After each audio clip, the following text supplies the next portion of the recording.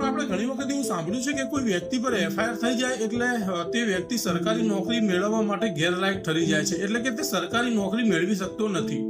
અને ઘણી વખત એવું પણ સાંભળ્યું છે કે તે ફોર્મ પણ નથી ભરી શકતો.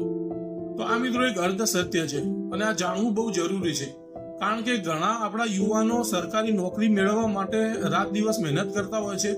અને માની લો કે કોઈ વાહન લઈને જતા હોય અને અકસ્માત થાય અને તેના પર એફઆઈઆર થઈ જાય, કોઈ 498ના કેસની એફઆઈઆર થઈ જાય, કાં તો પછી કોઈ આરોપીએ તેનું નામ આપી દીધું હોય અને તેનું એફઆઈઆરમાં નામ દાખલ થઈ જાય, તો શું હવે આવા એફઆઈઆર થઈ જવાથી તે ગેરલાયક ઠરી જાય છે?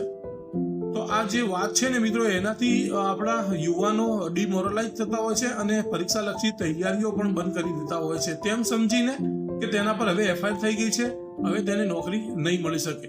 પણ આ એક અર્ધ સત્ય છે અને આ આપણી જે સમાજમાં પ્રચલિત જે વાક્ય ચાલે છે તે વાક્ય ચાલતું આવે છે. તો કાયદો સમજવો બહુ જરૂરી છે મિત્રો. હવે સાથે સાથે કેટલાક નિયમો પણ સમજવા જરૂરી છે, જેવી રીતે કે એફઆઈઆર થયા પછી ઉમેદવાર ક્યારે ગેરલાયક ઠરે છે, તેને નોકરી ક્યારેય નહીં મળી શકે, નોકરી મળ્યા પછી તેને ક્યારે બરતરફ કરવામાં આવે છે. તો આ બધા મુદ્દા અને આ બધા નિયમો આપણે સમજવા બહુ જરૂરી છે. તેના માટે આપણે યુટ્યુબ પર એક લોંગ વિડીયો અપલોડ કર્યો છે, બાયોમાં લિંક આપેલી છે. ફટાફટ બાયોમાં લિંક ઓપન કરી અને યુટ્યુબ પર વિડીયોને જોઈ લેજો.